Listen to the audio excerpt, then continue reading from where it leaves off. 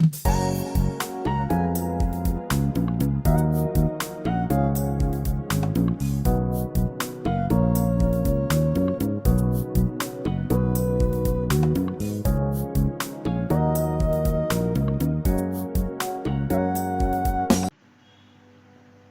ናችሁ የተከበራችሁ የዚህ ቻናል ቤተሰቦች? ይህ ቻናል ኢትዮ ዩኒቨርሲቲ ኤግዚት ኤግዛም ሶሉሽን ሀብ ይባላል። በዚህ ቻናል ላይ የተለያዩ የኤግዚት ኤግዛም ጥያቄዎቹ ከነመልሶቻቸው ተሰርቶ በቪዲዮ መልክ ይቀርባሉ። ስፔሻሊ እስካሁን ድረስ የሰራሁት ወደ ሜካኒካል ምህንድስና ተማሪዎች የሚሆን የኤግዚት ኤግዛም ጥያቄዎቹን ከነመልሶቻቸው ነበረ። ከዚህ በፊት ባቀረብኩት ቪዲዮ በትናንትኛው ቪዲዮ የማሽን ኤሌመንት ኤግዚት ኤግዛም ሞዴል ጥያቄዎችን እስከ 15 ጥያቄዎችን ሰርቼ አፕሎድ አድርጌያለሁኝ። ይሄ ቪዲዮ ፓርት 2 ነው። ስለዚህ ፓርት 1 ያላያችሁ ፓርት 1 ለማግኘት ከፈለጋችሁ በዚህ ቪዲዮ ዲስክሪፕሽን ቦክስ ላይ የፓርት 1 የምታገኙበት ሊንኩን አስቀምጣለሁ። ሊንኩን በመንካት ፓርት 1 በቀላሉ ማግኘት ትችላላችሁ። ይህን ቪዲዮ ስትጀምሩ ላይክ በማድረግ እንድትጀምሩ፣ ለቻናሉ አዲስ ከሆናችሁ ደግሞ ቻናሉን ሰብስክራይብ በማድረግ እንድትጀምሩ እና በቪዲዮዎቹ ላይ ይሄ ጥያቄ ቢሰራ ወር የዚህ ኮርስ ጥያቄ ቢሰራ የምትሉትን በኮሜንት ቦክስ ላይ በማስቀመጥ እና በዚህ ቪዲዮ ላይ ያላችሁን ማስተያየት በማስቀመጥ ሜቢ ለቀጣይ ጉዞ የሚሆን ኮሜንቶችን እንድታስቀምጡ እላለሁኝ። ምክንያቱም እስካሁን ድረስ ብዙ ኮሜንት አግኝቻለሁኝ። በዛ ኮሜንት መሰረት አብዛኞቻችሁ የቪዲዮ ኳሊቲ እና የድምፅ ጥራት እያላችሁ ነበረ። በተቻለ መጠን ይሄን ለመቅረፍ ይፈልጋለሁኝ። እናንተም ደግሞ ሜቢ የሚቀርጸው ቀጥታ ኮምፒውተር ላይ ስለሆነ ኮንቨርት ሳደርግ ቪዲዮዎቹ ኦር ድምፁ የተቆራረጠ ሊሆን ይችላል። ይሄን እናንተም እንድታገሱ እላለሁኝ። አሁን ቀጥታ ወደ ጥያቄዎች እገባለሁ። በፓርት 1 እስከ 15ኛው ጥያቄ ሰርቻለሁኝ። አሁን ፓርት 2 ከ16ኛ ጥያቄ ጀምራለሁ። Resistance to cyclic loading of a machine element is measured by A. Coefficient of elasticity, B. Ultimate tensile strength, C. Endurance limit, D. Elastic limit. So as usual, to choose the correct answer, we have to know or we have to define each and every terms which are described as an option or the alternative. So we have to define coefficient of elasticity, ultimate tensile strength, endurance limit, as well as elastic limit. So let us see the explanation for this. We have to define each and every part. So when we come to coefficient of elasticity, it refers to the ratio of stress to strain in a material under elastic deformation. So it is commonly, this coefficient of elasticity is commonly represented by the Young's modulus E, which is usually represented by E in the material science. And while it is a fundamental property of a material, and that describes its stiffness, the material's stiffness, and it is usually not directly related to the resistance to a cyclic load. So this coefficient of elasticity is not usually related with the resistance to cyclic load. So from this perspective, this choice A is wrong. When we come to choice B, when we say the ultimate tensile strength, it is the maximum stress that a material can withstand before failure under tensile loading. So this ultimate tensile strength indicates the material's maximum strength under static condition, but it doesn't specifically address its resistance to cyclic loading or fatigue. It is maximum strength, or it indicates the material's maximum strength under static condition, rather under cyclic loading. And when we come to choice C, the endurance limit, which is also known as fatigue limit, and is the maximum stress amplitude that a material can withstand for an infinite number of cycles without failure. So it is a critical parameter for assessing the material's resistance. This endurance limit is a critical parameter for assessing the material's resistance to cyclic loading or the fatigue. And the endurance limit is particularly relevant for machine elements subject to repetitive or cyclic loading conditions. And the endurance limit is particularly relevant for machines machine element subject to repetitive or cyclic loading. So when the machine element is subject to repetitive or cyclic loading, this hindrance limit is particularly its relevant parameter. So when we go to the D part or D option, the elastic limit, which is also known as the maximum, or the elastic limit is the maximum stress a material can withstand without undergoing permanent deformation or strain. So when we say elastic limit, it is the maximum stress a material can withstand without undergoing permanent deformation. Beyond the elastic limit, the material will exhibit plastic deformation. If the material, or when we apply the maximum stress beyond this, the material is deformed permanently. So while the elastic limit is important for understanding the material's behavior under static loading, it doesn't provide information specifically about resistance to cyclic loading. So also this elastic limit is important for understanding the material's behavior under static loading also.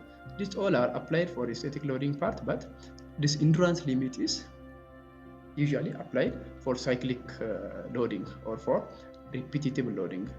In summary, while coefficient of elasticity, ultimate tensile strength, and elastic limit are important material parameters, and the specific measurement of resistance to cyclic loading is typically represented by the hindrance limit or fatigue limit. And the hindrance limit indicates the stress level at which a material can endure cyclic loading indefinitely without experiencing fatigue failure. Therefore, from the given alternative, choice C is correct answer for the given question. This choice C is correct answer. So this one is correct answer. Resistance to cyclic loading of a machine element is measured by the material's hindrance limit. So this is correct answer. Okay, question number 17. Which one of the following is permanent type mechanical joint? Which one of the following is permanent type mechanical joint? A, bolt, B, screw, C, rivet joint, D, knuckle joint. So from this, which one is permanent type of mechanical joint? Okay, when we say bolt, a bolt joint is similar to a screw joint, but bolts are typically larger and used with nuts. When we say bolt, they are a machine element which is used to join machine parts with the help of nuts, and they are larger than that of the screws. And bolt joint can be permanent or non-permanent depending on the design and the intended application. So we can join this machine elements by using bolt and nut permanently as well as non-permanently by depending upon the design and intended application. So to apply this bolt joint, permanent or non-permanent, we have to know the design type and intended application for which purpose the machine or the machine element that we are joining is applied for. So by considering these parameters, we can make this bolt joint permanent as well as non-permanent. But in this case, mechanically or in general case, this bolt joint is not permanent. It is temporary type. It is temporary type. The next one is screw joint. This screw joint involves the use of a threaded fastener such as a screw, which is inserted into a threaded hole or nut. And this screw joint can be either permanent or non-permanent depending upon the design also. Similar with the bolt, this screw type of joint it can be permanent or non-permanent depending upon the type of the design that we are designing or depending upon the part that we are connecting. Okay, the next one is a rivet joint. So a rivet joint is a permanent type mechanical joint. This is a permanent type mechanical joint, and in riveting, a cyclical metal pin called a rivet is inserted through aligned holes in two or more pieces of materials, and they hammered or compressed on both ends to form a head and create a permanent connection. So when we say this rivet joint, it is type of permanent joint type. It is one of the permanent joint type. And the next one is, so once the rivet is installed and deformed, it is not intended to be easily removed or disassembled, making it a permanent joint. So when we after applying or after riveting or after installing the rivet and after deforming it, it's not intended to be easily removed or disassembled, and this characteristics makes this rivet joint permanent as permanent joint. At option D, a knuckle joint is a type of mechanical joint used in the linkage system, and it consists of two forked ends connected by a pin, allowing relative rotational movement. So in summary, the permanent or non-permanent of screw joint and bolt joints depend on the design and intended use or intended application. And if designed for repetitive assembly and disassembly, they can be non-permanent. And if designed for a one-time assembly, they can function as permanent joint, this bolt and screw. But rivet joints, on the other hand, are typically considered permanent due to the nature of riveting process, which deforms the rivet to create a lasting connection. And finally, knuckle joints are generally non-permanent, designed for articulation and movement. So from this option, this rivet joint is correct answer. This is a permanent type of joint. So option C or choice C is correct answer for this question. Rivet joint, this part is correct answer. This is the permanent type of mechanical joint. This is permanent type of mechanical joint. This can be permanent or non-permanent. This can be permanent or non-permanent. And this is non-permanent joint. The next question, question number 18. Which one of the following is not correct about temporary type of mechanical joints? Which one of the following is not correct about temporary type of mechanical joints? From this question number 17 as well as 18, it is about the joint type, mechanical joint type. The mechanical joint types are permanent and non-permanent or temporary.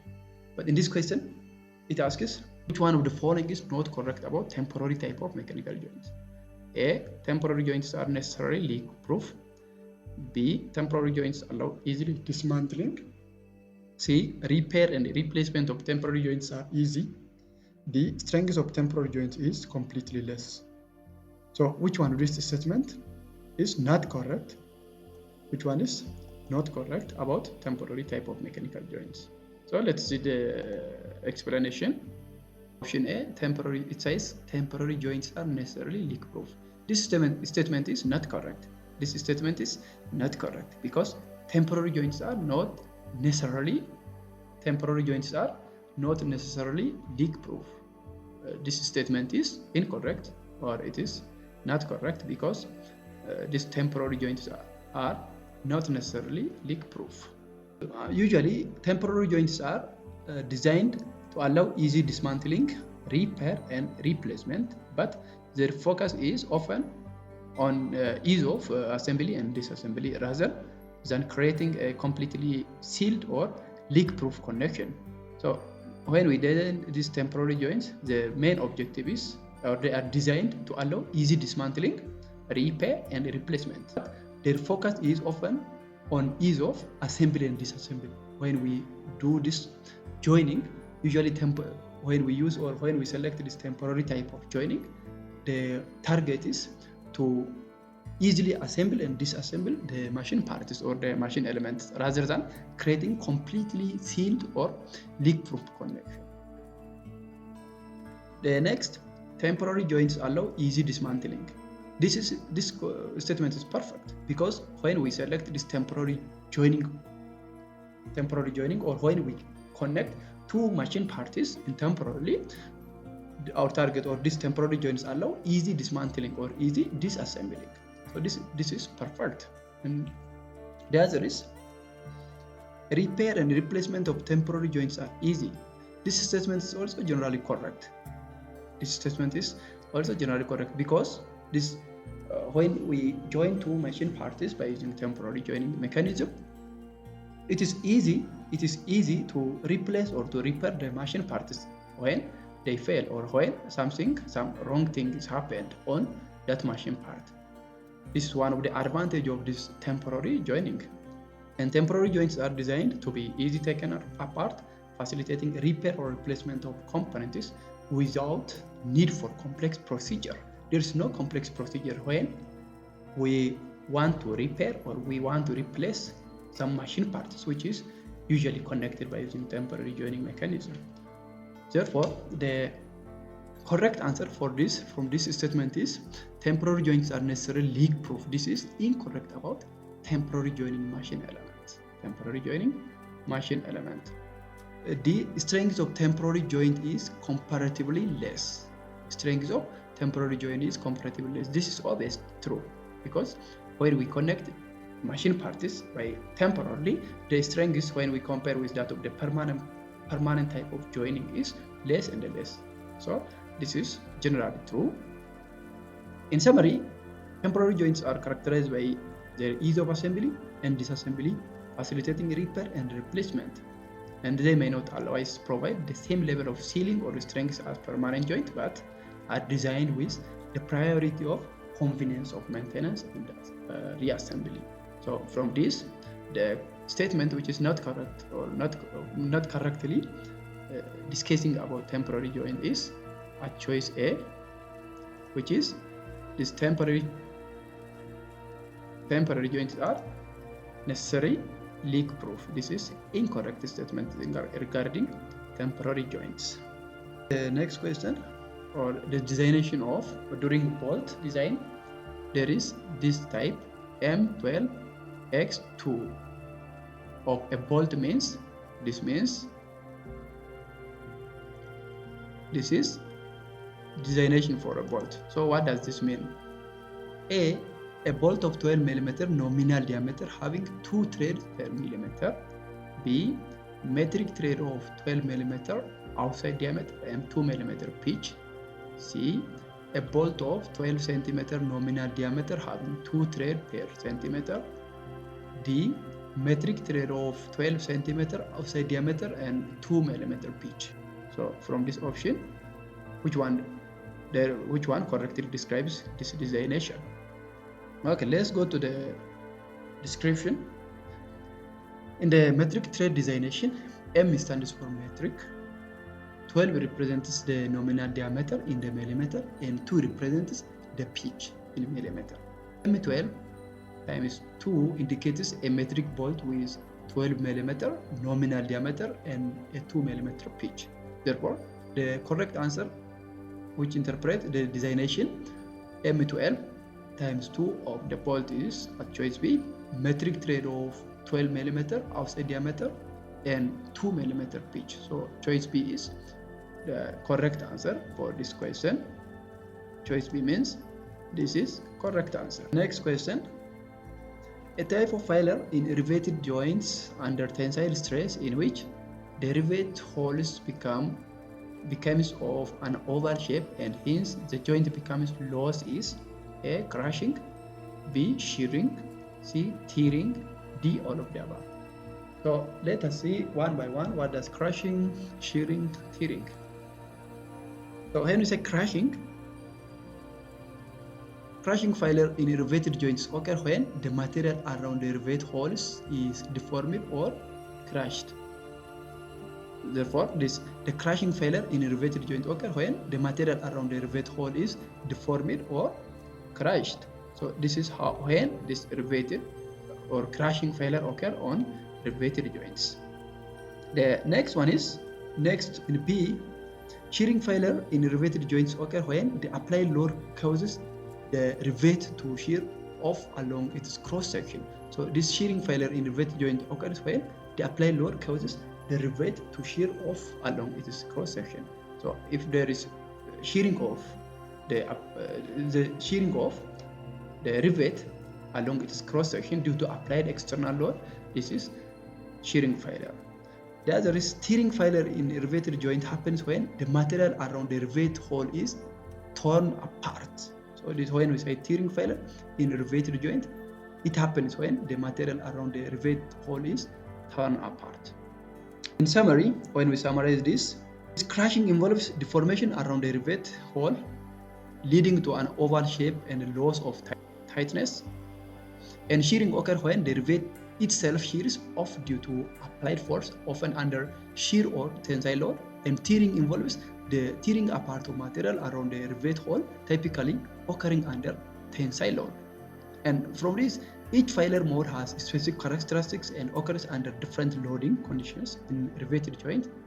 The correct term for the type of failure from the question, the correct term for the type of failure in a riveted joint under tensile stress where the rivet hole becomes oval shaped and the joint becomes loose is, it is usually crashing. It is crashing. So choice A is, this is correct answer. Next question, which of the following is not used to increase the efficiency of riveted joint? A, increasing the thickness of rivet. B, decreasing the thickness of the plate. C, using material with low permissible tensile stress. D, decreasing the pitch of the rivet. Let's see the explanation. So, to increase the efficiency of the riveted joint, we use different forms or we use different techniques, and from the listed one, which one is not applied or not used to increase the efficiency of this riveted joint?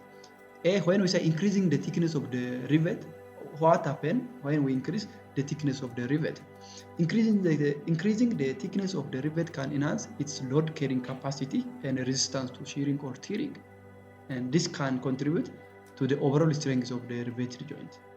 And when we say this, decreasing the thickness of the plate, when we decrease the thickness of the plate, it can sometimes improve the flexibility of the joint and it reduces stress concentration.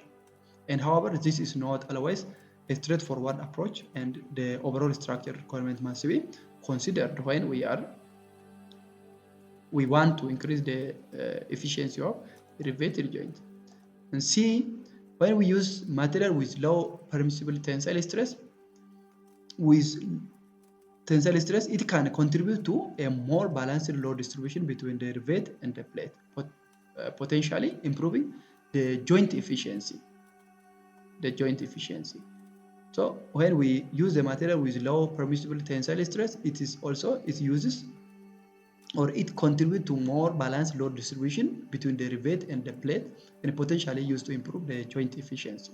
And finally, D, when we decrease the pitch of the rivet, decreasing the pitch of the rivet or reducing the distance between the rivet is not a common method to increase the efficiency of the rivet. In all other, from A to C, they increase the efficiency of riveted joint, but decreasing the pitch of the rivet or decreasing or reducing the distance between the rivet joint is not common method to increase the efficiency of a riveted joint. So from the given alternative, choice D is correct answer regarding the increasing the efficiency of riveted joint.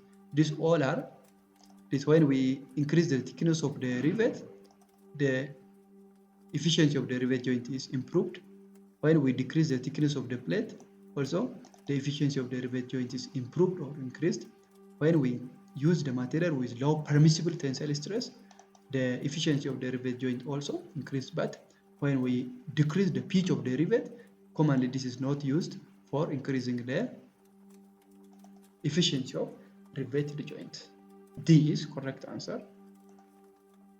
Next question. Which one of the following is not advantage of welded joints? A, the welded structures are usually lighter. B, the welded joints provide maximum efficiency, maybe about 100%. C, it requires a highly skilled labor and supervision. D, alterations and additions can be easily made in the existing structure. So which one of these is not advantage of the welded joint? Let's see the explanation. While welding offers various advantages such as structural efficiency and ease of alteration, it's important to note that one potential drawback is the requirement for skilled labor and supervision. So when we use this welding joint mechanism, or when we use this welding joint is one of the permanent type of joining, and the advantage of this welding joining is a structural efficiency. The structure is efficient when we compare with that of non-permanent, and ease of alteration. These are the importances, but there is drawbacks of this welding joining mechanism or joining the part by using welding mechanism, it needs or it requires skilled labor, and it requires also supervision for each and every activities during this welding process. So this is the drawback. And welding process demand a certain level of expertise and precision to ensure the quality and integrity of the welds also. So from this, the correct answer for this is choice C. Choice C. The requirement of skilled labor or supervision is that is not the advantage, rather than it is the disadvantage or drawback of welding joining or welding joint. So when the welded structure are usually lighter, that is right, it's advantage. The welded joint provide maximum efficiency, that's advantage also. It requires a highly skilled labor and supervision, it is disadvantage. For doing so, we have to hire the skilled persons for supervising as well as for performing welding activities. So this is the disadvantage. And finally, the alteration and addition can be easily made in the existing structure, that is also correct. It is the advantage of weld joint. So from this, the given option, the concept under choice C is not advantage of welded joint, rather than it is disadvantage of or the drawback or limitation of that of the welded joint type. Okay, so this is the video that I have for this part. I will come with part 3 of this machine element, and thank you for watching this video till the end.